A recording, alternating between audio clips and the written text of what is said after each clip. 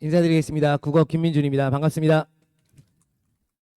아침이라 기운이 없으신가요? 좀 더 크게 쳐주셔도 되는데. 반갑습니다. 저는 국어를 가르치고 있는 김민준이라고 하고요. 일단 우리 중동고 합격하신 거 굉장히 축하드립니다. 이번에 경쟁률도 조금 높았던 걸로 제가 전달받았고요.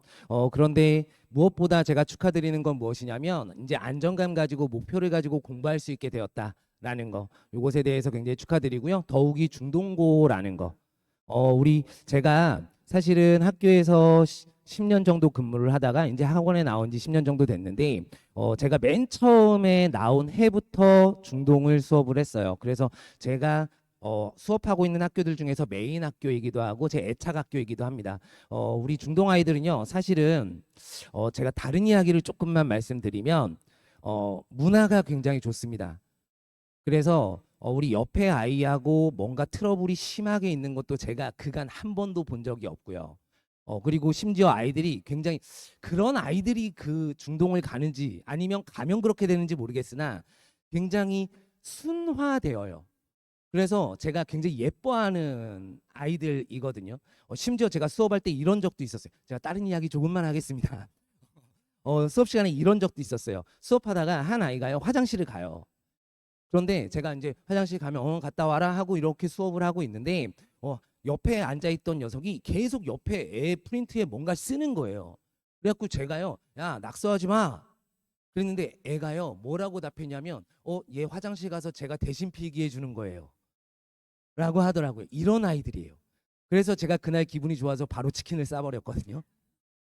그럴 정도로 굉장히 문화가 좋습니다. 그래서 축하드리고요. 자, 이제 본격적으로 국어에 대해서 조금 말씀을 드려보도록 하겠습니다. 자, 저는 김민준이고요. 현재 대성마이맹에서 인간 강사로 수업 진행하고 있고요. 현장 강의들은 이렇게 대치동에서 진행하고 있습니다. 일단 평가 구성에 대해서 조금 말씀드려 볼 건데요. 평가 구성은요, 4단위로 일주일에 4시간 수업이 진행되고요. 자, 그다음에 지필평가가 30, 30, 그리고 수행평가가 40% 이렇게 됩니다. 그런데요, 이때 요 수행평가 40%가 어떤 내용이냐면 우리 지문에 대한 요약이에요. 지문에 대한 요약이에요. 그런데 학교에서 수업하신 지문이 아니라 1학기 때는 우리 부교재에 있는 요 부교재 말씀을 조금 먼저 드려야 될 것 같은데 사실은 제가요 어제 저녁에 또 중동 설명회를 조금 했거든요. 그런데 제가 독감이 걸려서 약을 조금 먹고 막 가서 했더니 조금 횡설수설한 것 같아서 제가 집에 가서 이불킥을 날리고 약을 엄청 잘 먹고 잤어요. 그래서 오늘은 지금 머리가 굉장히 맑거든요. 제가 명확하게 조금 잘 전달 드려보겠습니다. 집중해서 보세요. 자, 요 수행평가가요. 자, 40%인데요. 우리 부교재에 있는 것들로 해요. 부교재가 어떤 내용으로 구성되어 있냐면 우리 1학기 앞부분에는 비문학 고3 문제의 평가원 6월, 9월, 11월 지문으로 구성되어 있습니다. 그리고 뒷부분은요. 소설이에요. 소설인데 현대소설하고 고전소설이 모두 들어 있습니다. 요것 또한 6월, 9월, 11월의 지문들만 뽑아놨어요. 그래서 자 요것들을 우리 학기 초에 아예 아이들한테 너 어떤 지문 요약 어떤 지문 요약 이걸 다 정합니다. 그때요 굉장히 좀 잘 정해야 돼요. 난해한 지문이 걸리면요 당연히 요약하기가 힘들어요.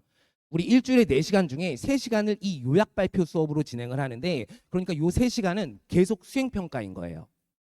그래서 아이들이 발표를 PPT를 만들어 와서 발표를 하면 요 요약 내용에 대해서 전달을 하고 그리고 아이들이 듣고 있는 아이들이 직접 질의응답까지 해요. 그러면서 이 질의응답 내용의 질에 따라서 선생님들이 이렇게 평가를 하셔요. 그게 이제 요 수행평가로 진행이 되고요. 그래서 요약하는 능력이 굉장히 중요합니다. 실제 제가 아이들하고 내신 수업 진행하면서 요 요약 PPT는요 전부 다 받아봐요. 그렇게 해서 다 요약 피드백 주고요. 그 다음에 문제 만들어야 되는 것들 같이 함께 고민해서 만들어주고요. 대신요, 제가 먼저 다 써주지는 않습니다. 제가 써주면요, 아이들의 그 실력도 늘지 않거니와 또한 제가 써주면요, 그게요, 똑같이 이 반 저 반 다 가서 써요, 애들이. 그래서 제가 맨 처음에는 아예 정답을 책 전체를 다 만들었어요. 그렇게 해서 애들을 줬어요. 그랬더니요, 야, 이거 꼭 조금은 수정해서 가야 한다? 수정 안 해요. 선생님께 제일 좋지. 하면서 그냥 써버리더라고요. 그래서 아이들이 먼저 요약해서 보내오면 그 내용에 대해서 다시 피드백을 해줍니다. 그렇게 해서 안정적으로 점수 받을 수 있게 하고요. 자, 그다음에 집회고사 관련해서 조금 더 구체적으로 보면, 자, 중간고사 때 이렇게 선택서술, 기말 때도 마찬가지 있고요. 비율 18, 12%예요. 이렇게 된다는 건 60점과 40점이라는 이야기예요. 이렇게 해서 집필평가가 진행되고요. 자, 그러면 구체적으로 고사별 시험 범위 그리고 문항 구성을 조금 보도록 할게요. 자, 일단 선택형입니다. 선택형이라는 것은 객관식을 이야기하는 거고요. 객관식에서 지금 보셨듯이 조금 놀랍지 않으세요? 여느 학교들하고 전혀 다릅니다. 1년 내내 문법만을 진행했어요. 이게요, 언제 그랬냐면 올해 그렇게 했습니다. 그런데 올해 말고 작년까지는 교과서를 썼어요.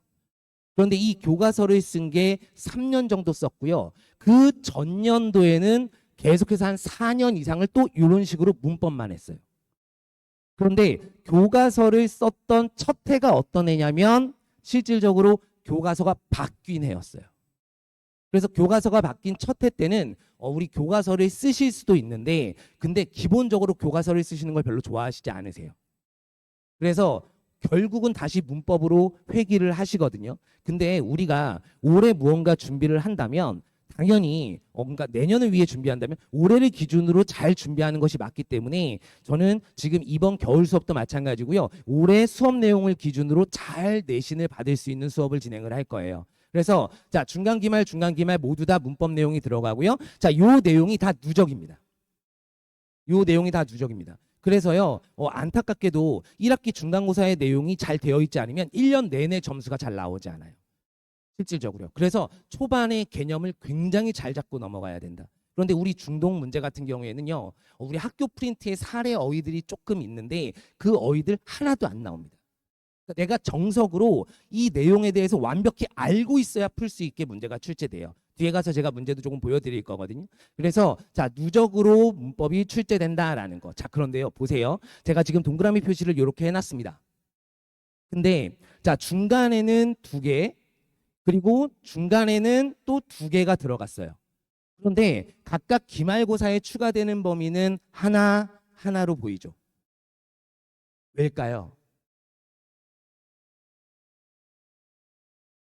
질문입니다. 왜일까요? 저는요, 제가 국어를 가르치는 사람이기 때문에 어떤 텍스트를 통한 정보를 드리면 이 정보에 대한 해석을 하는 걸 항상 요구하거든요. 왜일까요? 당연히 이 부분이 내용도 많고 어려워서이지 않을까요? 그죠? 그러니까 자, 요 부분에 조금 표시를 하셔야 돼요. 단어의 품사 그리고 고전 문법 부분. 자, 단어의 품사는요, 왜 중요하냐면 기본적으로 우리 앞에 있는 의문 그리고 뒤에 있는 문장을 이해하기 위해서는요, 사실은 품사가 가장 중요해요.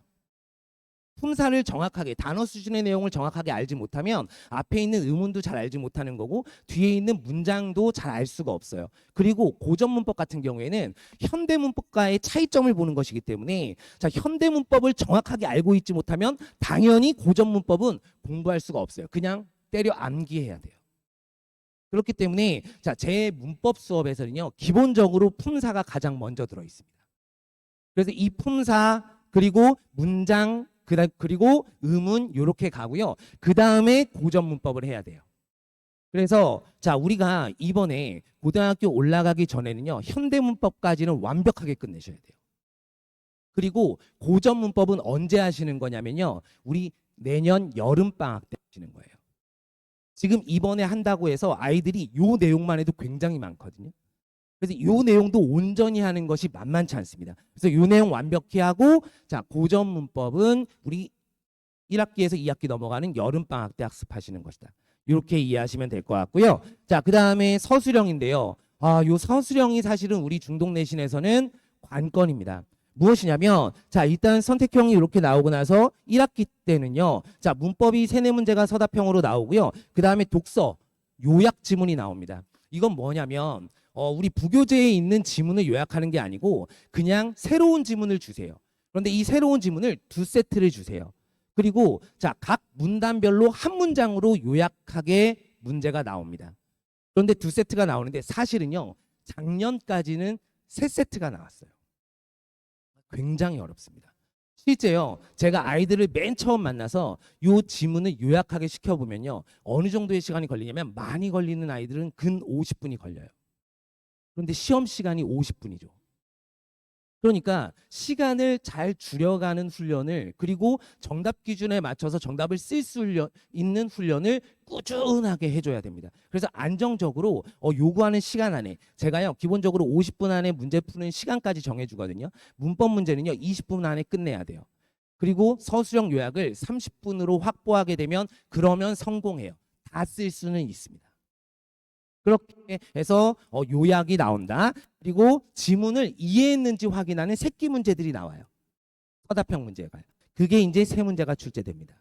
그래서 실질적으로 선택형 부분에서는요, 아이들이요 굉장히 열심히 해요. 그리고요, 문법은요, 내가 확실히만 공부했으면 틀릴 여지가 별로 없어요. 그러니까 이과적인 성향이 굉장히 강하죠. 정답이 명확한. 대신에 사례가 굉장히 많아서 어려워요. 그런데 아이들이요 문법은 굉장히 열심히 해요. 그러니까 당연히 문법으로는 학교에서 등급을 가르는 변별이 안 돼요.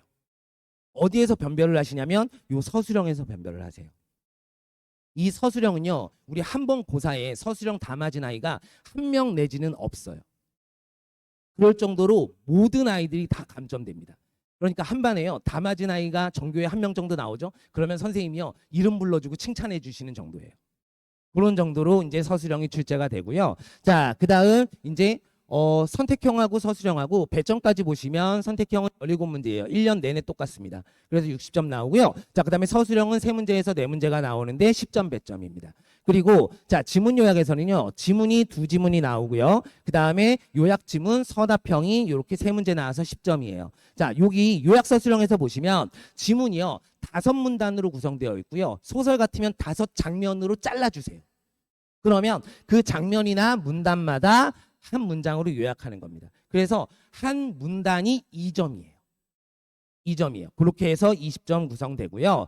자, 우리 시험지를 제가 한번 보여드릴 건데요. 보시면요, 이제 객관식 문제들입니다. 그런데 이 객관식 문제들을 보면요, 두 가지 형으로 나눠볼 수 있어요. 하나는 무엇이냐면 내신형이에요. 지극히 내신형이에요. 어떤 거냐면 지금 여기에 1번이나 6번 같은 문제가 그러한 문제인데요. 얘는 사례를 놓지 않고 그냥 개념 자체를 묻는 거예요. 이런 게 이제 내신형이죠. 아이들이요 정확하게 암기하지 않았으면 못 푸는 문제.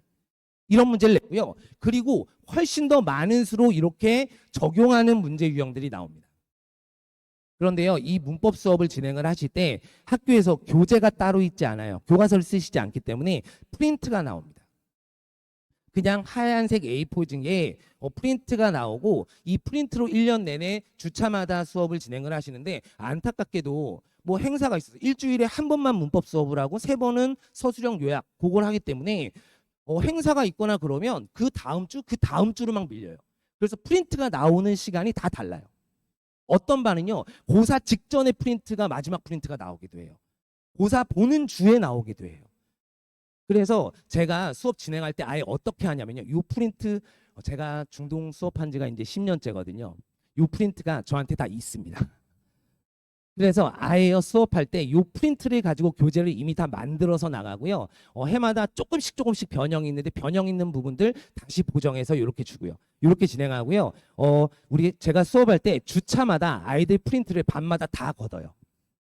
다 걷어서 제가 다시 자료로 피드백할 때 요 밤마다 수업 내용 다 반영하고 제 수업 내용까지 반영해서 그 다음 주에 다시 피드백해서 줍니다. 그래서 제 수업 진도는요 걱정하지 않으셔도 괜찮습니다. 제일 빠른 반에 맞춰서 갈 겁니다. 그렇게 해서 수업이 진행이 되고요. 자, 그 뒤쪽 보시면 이제 서답형까지 이렇게 문법 문제 3문제가 나옵니다. 요 문법 문제 3문제가요 사실은 작년까지는 그냥 요약 지문이었던 거예요. 요약 지문이었던 거예요. 근데 이게 이제 문법으로 바뀌고 2세트만 이렇게 요약이 출제됩니다. 근데 이거 보세요. 이 아이가요. 문제를 깨끗이 푸는 아이가 아니에요. 여기 보시면 막 줄 긋고 별표 치고 막 이렇게 풀었죠. 그런데 요약 보세요. 깨끗하죠. 이건 무슨 얘기냐면요. 여기다가 답안을 미리 써볼 시간이 없어요. 시간이 부족하기 때문에 답안지에 바로 써야 합니다. 바로 써야 합니다. 그러니까 시간 압박이 굉장히 큰 시험이에요. 우리 중동 국어에서는요. 사실은 요맘때 되면 부모님들이요. 제가 이렇게 말씀드려요. 중동 국어가 어려워요. 그러면 수근수근수근 다 어렵대. 다 어렵대. 그러면서 막 이제 겁을 주거든요. 그런데 실제로 우리 중동 국어는요. 조금 까탈스러워요. 무슨 얘기냐면 제가요. 앞으로 설명해야 할 때 계속해서 저를 보시겠습니다만 제가 수능하고 내신을 같이 하는 강사라서요. 저는 이렇게 생각하거든요. 내신 기간에는 내신만 해야 한다. 그리고 나머지 기간에는 수능을 공부해야 돼요. 가만 생각해 보시면 1년은 52주거든요. 이 52주 중에 우리 한 번 고사 때 어느 정도의 시간을 쓰냐면 제가 6+1을 수업을 진행하고요. 한 주를 시험을 봐요. 그렇게 되면 8주를 쓰게 돼요. 그러면 32주를 쓴다고요. 그러면 1년에 20주 남습니다. 지금부터 딱 시작하면 이제 20주는 다른 공부를 할 수 있는 시간이에요. 근데 이 시간에도 내신 공부를 하게 되면 결국 고1에서 수능 공부는 없는 거예요. 그렇게 되면 내가 1학년 때 내신이 사실 조금 잘 안 나왔어. 그러면 2학년이 올라가면 내가 수능으로 돌려야 될 상황이 올 수 있는데, 그러니까 사실은 우리 지역에서 공부를 한다라는 건 내신에 대한 데미지를 입고 시작하는 거잖아요. 사실은 내신을 굉장히 잘하고 싶으면 어디로 가야 되냐면 죄송합니다만 제가 폄하하는 건 아닙니다만 지방 쪽으로 가야 돼요. 실제로 제 조카가 그렇게 해서 서울대를 갔고요. 그러니까 내신은 당연히 우리 가장 어려운 데가 요 대치동이라고요. 그런데 이곳에서는 내신에 대한 데미지를 입고 있기 때문에 분명히 수능에 대한 포커스도 둬야 하는데 우리 중동 같은 경우에는요. 사실은 이 내신이 굉장히 특이해요. 요약서 수령 이런 거 있는 학교 없다고요. 전국에 없습니다. 아예.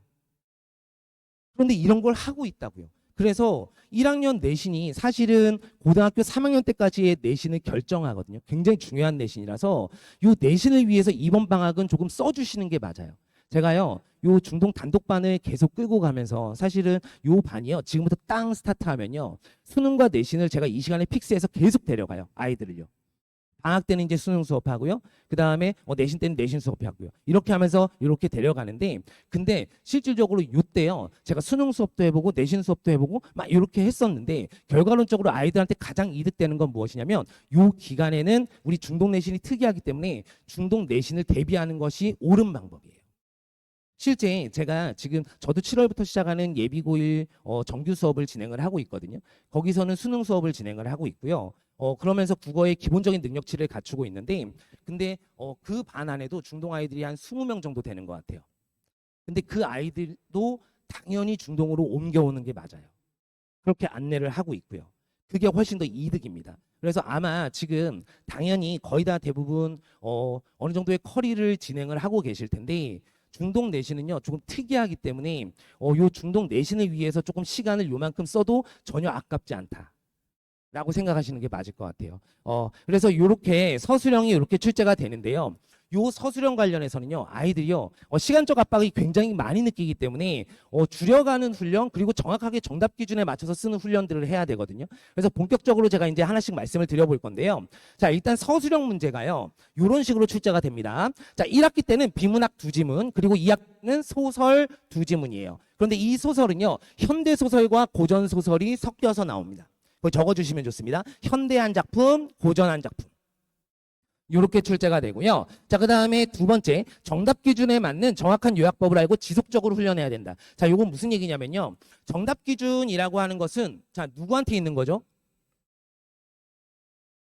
선생님이요. 그죠? 제가 그래서요, 그 정답 기준을 알기 위해서요, 몇 년간 굉장히 노력했어요. 어떻게 노력했냐면, 학교에서 제가 정답지를 받아보니까 어떤 때는 이러한 유형의 문단을 이렇게 정답을 주시고 어떤 때는 이러한 똑같은 문단의 유형의 문단을 다른 정답을 주시더라고요. 그러니까 정답 기준이 일관되지 않다라고 생각이 됐어요. 그래서요, 제가요, 아이들한테요, 문단을 줍니다. 정의와 예시, 그리고 비교, 대조, 이렇게 유형이 있는 문단을요, 아이들한테 하나씩 들려보내서 선생님한테 가서 물어오게 시켰어요. 야, 이거 어떻게 요약해야 되는지 선생님한테 한번 여쭤봐가지고 와. 했더니 아이가요, 이제 하나씩 하나씩 가지고 오면서 이걸로요, 제가 정답 기준을요, 켜켜이 쌓았어요. 그래서 이 정답 기준에 맞춰서 제가 지문에 정답을 쓰고요. 이걸 매주 독해법으로 아이들하고 전달을 할 거예요. 그리고 그러한 유형에 맞춘 지문으로 매주 연습을 시킬 거고요. 그렇게 해서 자 정답 기준을 아이들이 정확하게 알게 할 거고요. 정답 기준을 알게 하는 방법은 제가 세 가지를 사용할 겁니다. 첫 번째는 무엇이냐면 제가 아이들하고 수업 시작하면요. 아예 서술형 모의고사 한 회분을 먼저 치러요. 앞에 타이머까지 다 띄워놓고요. 이렇게 해서 아이들하고 서술형 모의고사를 치르고 나면 먼저 제가 정답지를 주고 이 정답지에 대해서 자기가 먼저 채점하면서 첨삭하게 시킵니다. 그러면서 이 문단은 이렇게 정답을 썼어야 되는구나 라는 것을 아이들이 알게 하는 거예요. 그러니까 채점자의 시각을 갖게 되면 그걸로 인해서 정답 기준을 명확하게 익히게 되어요. 그래서 아이들이 먼저 첨삭하게 시키고요. 그 다음에는 제 옆에 친구 거랑 바꾸게 시켜요. 그래서 옆에 친구는 어떻게 썼는지를 채점하게 합니다. 조금 익으면요. 한 3주차, 4주차쯤 가면요. 그래서 옆에 친구 거, 이 친구는 이렇게 썼는데 이건 틀렸어. 이렇게 하면서 조금 더 객관적인 시선을 갖게 하고요. 자, 마지막으로는 집단 첨삭도 합니다. 집단 첨삭은 뭐냐면 아이들 수대로 다 복사를 해요. 아이들 걸, 답안지를. 그래서 모두 다 나눠주고 한 장씩 한 장씩 넘겨가면서 요 문단을 집중해서 봐. 요 문단에서는 이 아이는 왜 틀렸지? 왜 틀렸지? 왜 틀렸지? 이런 것들을 보다 보면 명확하게 정답 기준을 챙길 수 있게 돼요. 그리고 나서 제가 아이들 걸 다 걷어서 스캔을 해놓고 한 주 동안 가지고 있으면서 제가 다 써서 다시 피드백을 해줍니다. 한 명씩 한 명씩. 이렇게 해서 아이들하고 정답 기준 명확하게 알 수 있게 할 거고요. 자, 그 다음에 세 번째, 시간을 안배한 시험 전략이 필요하다. 요건 무슨 얘기냐면요. 무조건 순서가 있어요. 문법 객관식 먼저 하고 그 다음에 서술형을 해야 돼요. 그런데요. 고집 센 녀석들이 조금 있어요.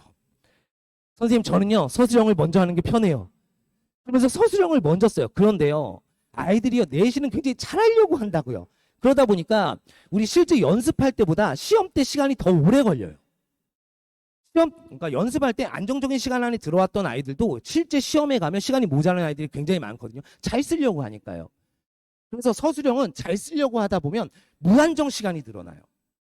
그런데 서술형을 먼저 쓰면 절대 안 되죠. 또 서술형 안에서도요. 내가 잘할 수 있는 녀석이 따로 있어요. 예를 들면 인문사회가 뭐 기술 예술 이렇게 해서 인문사회 쪽이 조금 잘 맞는 친구가 있고요. 과학기술 쪽이 조금 잘 맞는 친구가 있어요. 그런데 잘 맞는 영역을 먼저 해야 돼요. 이건 무슨 얘기냐면 배점은 똑같은데 내가 잘할 수 있는 것을 빠른 시간 안에 끝내놓고 나머지를 안정적으로 끝내는 것이 맞지 내가 잘 못하는 영역을 먼저 쓰면 내가 잘할 수 있는 영역은 시간이 부족해서 못 쓰는 경우가 생긴다고요. 그렇기 때문에 이 순서도 개별적으로 제가 상담하면서 다 정해줍니다. 실제로요. 그래서 제가 아이들하고 이번 겨울에 수업 진행하면서 우리 요약하는 순서까지 아예 정할 거고요. 그리고 먼저 요약하는 지문을 선택하는 팁도 다 전달을 할 겁니다. 개별적으로 다 만나서. 이렇게 해서 시험 전략까지 갖춰야 되고요. 자, 그 다음에 네 번째. 얘는요, 요약 한 지문은요, 총 14에서 16점 정도입니다. 그래서 만약에 한 지문을 요약을 못하면 얘는요, 그냥 3등급에서 시작을 하게 돼요. 실제요, 요거는 아마 깜짝 놀라실 거예요. 1학기 중간고사 때 아이들 시험 치르고 나면요. 한 반에 3분의 1 정도는 아예 답안을 다 작성하지 못합니다. 실제로요. 시간이 모자라서. 그리고 안정적으로 연습을 했다가도 시험 때 조금만 긴장하거나 컨디션이 안 좋으면 그러면 다 못 쓰는 경우가 허다하게 나와요. 그래서 시간적인 압박을 조금 잘 견딜 수 있게 미리 자신감을 가지고 가는 게 굉장히 중요합니다. 그리고 다섯 번째, 자신에게 맞는 전략으로 지문 요약에 익숙해져야 된다. 요거는 개별 전략 제가 정해줄 거다라는 거고요. 자, 요거는 제가 작년 요맘때 저랑 만난 친구들, 우리 중동 단독반으로 만난 친구들의 첨삭 예시입니다. 보시면 제가 두 친구 걸 조금 가지고 왔는데요. 자, 첫 번째 학생입니다. 제가 이름은 지웠고요. 요 친구는요. 요약 능력이 사실은 굉장히 좋았어요. 글읽기 능력이 굉장히 좋아요. 그래서 굉장히 압축적으로 짤막짤막하게 요약을 잘했거든요. 이때는 제가 재작년까지는 시험에 세 지문이 나왔기 때문에 세 세트로 세 지문으로 계속 연습을 시킬 때였거든요. 근데 세 지문을요 30분의 첫날 요약했어요. 근데 채점된 거 보세요. 10점 남짓 맞았습니다. 그죠? 그러니까 실제로 감점 요소가 굉장히 많은 거예요. 우리 중동 요약의 핵심은 무엇이냐면 내용을 온전히 담아내는 거지 압축을 과하게 하는 게 아니에요. 압축을 많이 한다고 해서 점수가 잘 나오지 않습니다. 지문의 내용을 어느 정도 이해시킬 수 있어야 돼요. 그래서 제가 맨 처음에 아이들한테 피드백을 줄 때 어떻게 피드백을 주냐면 처음 이 요약문을 읽는 사람이 이 지문의 내용이 무엇인지 알 수 있도록 작성해야 돼. 라고 안내를 해주거든요. 그래서 핵심 키워드들이 모두 다 들어가야 합니다. 그런데 이 친구가요. 저랑 4주쯤 진행을 했어요. 4주쯤 진행을 하고 나면 지금 분량 늘어난 거 보이시나요? 이렇게 늘어났는데 시간도 같이 늘어났어요. 이런 거예요. 이제 작성법을 온전히 알게 하고 그 뒤에 이제 시간 관리가 들어가줘야 돼요. 아무리 시간 안에 써도요 의미가 없어요. 실제로요 우리 다 썼는데도 감점이 15점, 20점씩 당하는 친구들이 굉장히 많아요. 그렇기 때문에 정답 기준 먼저 익히고 그 다음에 시간을 쭉 압축하는 훈련을 해줘야 됩니다. 그래서 이때부터 시간을 이제 압축하게 되고요. 자, 여기 밑에 보시면 요게 총평란이거든요. 그러니까 아이들이 먼저 자기가 채점하고 옆에 친구 바꿔서 첨삭하고 그리고 나서 제가 다시 채점하면서 이렇게 총평 피드백을 항상 적어줍니다. 그래서 얘는요 이미지로 만들어서 매 주마다 부모님들도 보실 수 있게 우리 아이가 어느 정도로 어떻게 바뀌고 있다라는 거 보실 수 있게 사진으로 다 보내드립니다. 이렇게 되고요. 자, 그 다음에 두 번째 친구 보시면 이 친구는요 첫날부터 제가요 이렇게 했어요. 야, 너무 압축하지 말아라. 괜찮으니까 내용을 충실히 담아 라고 해서 수업을 진행을 했거든요. 이렇게 썼어요. 근데요 여기 보이세요? 다 작성을 못했어요. 다 작성을 못했어요. 분량이 이렇게 많은데도요. 그런데 이 친구가요 계속 수업 진행하면서 어떻게 바뀌었느냐 이렇게 바뀌었어요. 가장 이상적인 양이에요. 그러니까 한 개 문단을요 한 줄 내지는 두 줄, 많으면 세 줄 정도까지만 써야 돼요. 딱 이상적인 양인 거예요. 이렇게 해서 4주차에 안정적으로 모두 다 쓸 수 있게 됐고 시간 보세요. 세 지문인데 25분이죠. 우리 첫 주차에 35분 걸렸는데 20분대로 내려왔어요. 28분이요. 이렇게 되죠. 이게 가장 이상적인 거예요. 세 지문을 28분에 요약했다라는 건 만약에 지금 시험처럼 두 지문이면 20분대에 끊는다는 얘기예요. 그러면 안정적이에요. 그래서 제가 아이들하고 연습시킬 때요. 맨 처음에는 25분 정도까지 가자고 해요. 그리고 시험을 앞두면요. 제가 20분까지 컷으로 자릅니다. 그렇게 하면요. 아이들이 그 시간 압박감으로 20분까지 딱 가면 고4 때 안 모자라요. 안 모자라요. 그렇게 훈련을 해야 되고요. 자, 두 번째 이제 문법을 한번 가보도록 할게요. 자, 문법에서는요. 아까 말씀드린 대로 누적으로 출제가 됩니다. 그리고 암기 아니고요. 이해 적용이 중요합니다. 이해 적용이 중요하다는 건 어떤 거냐면 이런 거예요. 기본적으로 이 내용에 대해서 내가 온전히 알기 위해서는 내가 시험 범위 의문이 들어있다. 근데 의문만 알아서 안 되고요. 품사 단위의 내용도 그리고 문장 단위의 내용도 어느 정도 알 수 있어야 돼요. 그래서 수업할 때요. 아예 내신 수업할 때도 마찬가지고요. 제가 이번 수업할 때는 어차피 제 순서대로 편집해서 수업을 할 거기 때문에 상관이 없는데 내신 수업할 때는 학교 프린트에 맞춰서 해서 의문부터 나갈 거거든요. 그때 수업할 때도요. 아예 품사 단위 걸 모두 다 수업합니다. 예를 들어서요. 제가 자주 듣는 예 중에 하나인데 이런 거예요. 아이가 집에 왔어요. 집에 와서요. 엄마를 막 찾아요. 근데 엄마가 안 보여요. 그래서 엄마가 어디 계세요? 했는데 엄마가 부엌 자, 그런데 엄마 부엌에 있어 1번. 다시요. 엄마 부엌에 있어 1번. 엄마 부엌에 있어 2번. 몇 번이 맞죠? 아이가 있으니까. 엄마 부엌에 1번. 부엌에 2번. 1번. 몇 번? 1번. 싸우자. 2번이에요. 보세요. 엄마 부엌에 있어에서 애는요 조사예요. 조사는 형식 형태소예요. 모음으로 시작하는 형식 형태소 앞에 있는 종성은요 뒤에 초성으로 이어서 발음하는 연음 법칙이 적용됩니다. 그래서 억은요 키읔 받침이기 때문에 부엌에라고 발음하는 것이 맞아요. 됐나요? 자, 그러면 질문 드려볼까요? 무릎을 꿇다가 맞습니까? 무릎을 꿇다가 맞습니까? 자신 있게요. 무릎을이 맞습니까? 무릎을이 맞습니까? 무릎을이 맞아요. 맞나요? 을, 은, 모음으로 시작하는 조사예요. 형식 형태소예요. 제가 여기서 수업을 하려는 게 아니고요. 형식 형태소는 의문 단위에선 안 나온다고요. 그래서 형태소를 구별하는 방법도 알아야 되고요. 형태소를 분석하기 위해선 품사도 알아야 돼요. 그래서 문법은요. 품사부터 하는 거예요. 그래서 자, 요거는 암기만이 아닌 이해 적용까지 완벽히 해야 된다. 자, 그다음에 세 번째. 자, 범위 내의 문법만이 아니라 여러 층의 것 알아야 된다. 자, 완벽한 학습으로 빠르고 정확하게. 아까요, 제가 말씀드렸어요. 이거는요, 아이가 저랑 같이 수업을 진행을 하든 안 하든 상관없이요. 앞으로 연습시킬 때요, 아이한테요, 너 문법 문제 객관식 17문제하고 서답형 3문제를 20분 안에 풀 수 있니? 라고 지속적으로 점검하셔야 돼요. 20분 안에 풀 수 있으면 성공이에요. 1차 성공이에요. 서술형을 다 쓸 시간이 확보가 됐으니까. 근데요, 요걸 다 푸는 것이 문제, 그것보다 더 중요한 건 다 맞아야 된다고요. 객관식은 다 맞아야 돼요. 그래서 기본적으로 아까 말씀드린 대로요, 객관식에서는 변별이 되지 않기 때문에 작년 중간고사 때도 저랑 수업한 아이들 중에요, 객관식을 다 맞은 아이가 20명이 넘어갔어요. 그러니까 1등급 인원을 이미 넘습니다. 그죠? 그러니까 현재 1등급 인원을 넘어갑니다. 그렇기 때문에 기본적으로 객관식은 다 맞아야 하고요, 서술형을 최소 감점 이렇게 가져야 합니다. 그래서 자, 요 복합형 문제 잘 대비를 해야 된다라는 거고요. 자, 이런 것들 준비하기 위해서 제가 어떤 자료들이 나가는지, 자, 일단 제 자체 교재가 따로 있고요. 학교 프린트가 굉장히 간략하게 나오기 때문에 이 프린트만으로 수업을 하게 되면 사실은 아이들한테 충분히 전달하기가 굉장히 어려워요. 그래서 제 자체 문법 교재로 먼저 수업을 진행을 할 거고요. 자, 여기 샘플로 보여드린 건 뭐냐면 얘가 학교 프린트로 나온 거예요. 그걸 제가 다시 깔끔하게 작업을 한 거고요. 거기 안에 여기 빨간색으로 되어 있는 녀석들, 지금 흑백으로 되어서 조금 안 보이실 것 같은데 이렇게 빨간색으로 되어 있는 녀석들은요, 제가 여기에 주석을 달아준 거예요. 그래서 요러요러한 내용으로 여기는 중요해, 여기에는 서술형이 나올 만해, 이런 것들이 다 여기에 팁으로 적혀져 있습니다. 이렇게 해서 자체 교재가 나갈 거고요. 자, 요 자체 교재에는 또 나중에 이렇게 블랭크도 뚫어서 애들한테 암기 테스트까지 같이 보게 될 겁니다. 이렇게 되고요. 자, 그 다음에 두 번째는 어떤 녀석이냐면 얘는요, 핸드북으로 제가 만들어 줄 거예요.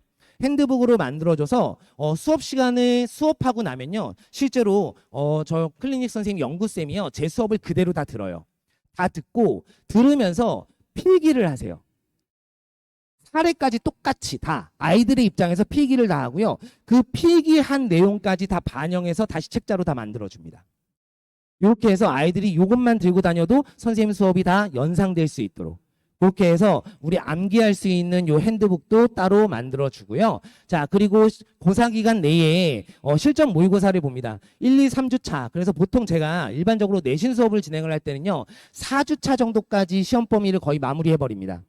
마무리해버리고요. 자, 그 4주차 때부터는 학교에서 이제 더 이상 공지가 나오지 않는다면 4주차까지는 거의 시험 범위 마무리하고요.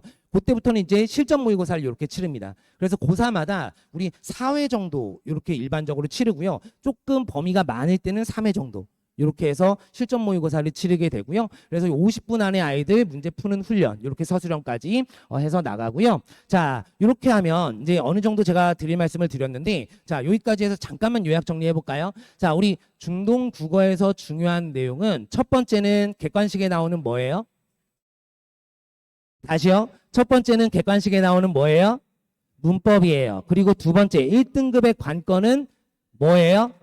요약 서술형이에요. 이 두 가지를 잘 준비를 해야 돼요. 자, 마무리해서 정리해 보도록 할게요. 첫 번째, 요약 서술형은 시간을 잘 관리해야 된다. 정답 기준 명확하게 알아야 되고 이에 따라서 시간 관리하면서 써볼 수 있는 훈련해야 되고요. 두 번째, 선택형은요, 수능형과 내신형이 모두 나옵니다. 그렇기 때문에 아예 암기가 안 되어서도 안 돼요. 문법 같은 경우에는 기본적으로요, 제가 잘 드는 비유이긴 한데요, 이런 정도가 돼야 돼요. 문법은 그냥 자판기에 동전 넣고 버튼 누르면 음료수 나오듯이 바로바로 나올 수 있어야 돼요.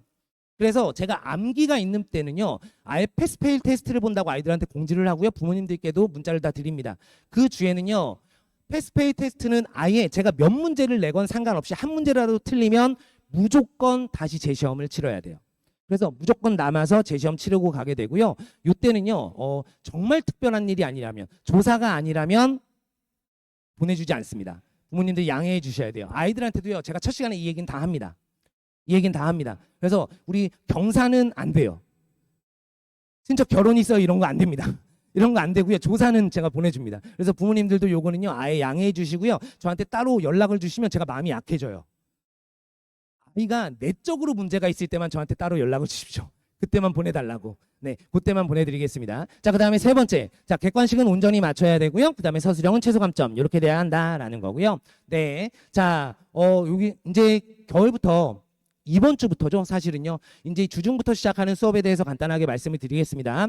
자, 문법이요. 이렇게 마무리할 겁니다. 단어부터 해서 마무리해서 어느 정도까지 갈 거냐면요. 2학기 중간고사 문법 내용까지 마무리할 겁니다. 2학기 중간고사 내용까지 마무리할 거고요. 자, 요때는요, 실질적으로 우리 중동 기출들은 다 풀어보게 될 거고요. 강남구 기출까지 다 풀어볼 수 있게 과제로 다 제시할 겁니다. 자, 그 다음에, 요거는 뭐 컬이니까요. 한번 보시면 되겠고요. 자, 그 다음에 수업 순서 잠깐 보시면 서술형 수업이 먼저 진행됩니다. 요거는 모의고사 매주 치를 거고요. 매주 제가 다시 첨삭해서 다시 보내드리도록 하겠습니다. 그리고 문법 수업 진행되고요. 마지막에 확인 테스트 보고요. 자, 요때 과제로요. 실전 모의고사 한 해분 OMR 카드 마킹 오답까지 해와야 되고요. 그 다음에 서술형 모의고사가 매주 나갈 겁니다. 그리고 자, 데일리 문법 그리고 위클리 시조 어휘까지 이렇게 해서 학습해 오게 될 거고요. 자, 요거는 교재 라인업 보시면 되고요. 실전 모의고사 같은 경우 이렇게 성적표도 뽑아 드릴 거고요. 그리고 뒤쪽에 이렇게 오답하는 예시. 요거 아이들한테도 직접 다 줄 거고요. 요 오답을 안 해오면요. 과제를 안 한 거예요. 실제 모의고사는 공부하고 보는 시험이 아니기 때문에 문제를 푼다고 실력이 늘지 않아요. 내신 때는요. 내가 공부하고 문제를 풀기 때문에 문제 푸는 게 도움이 되거든요. 근데 수능은요. 여기에 나오는 모의고사 지문이 내가 본 지문이 아니고 공부한 지문이 아니기 때문에 문제 푸는 걸로 도움이 안 됩니다. 그래서 오답을 꼼꼼히 하지 않으면 의미가 없어요.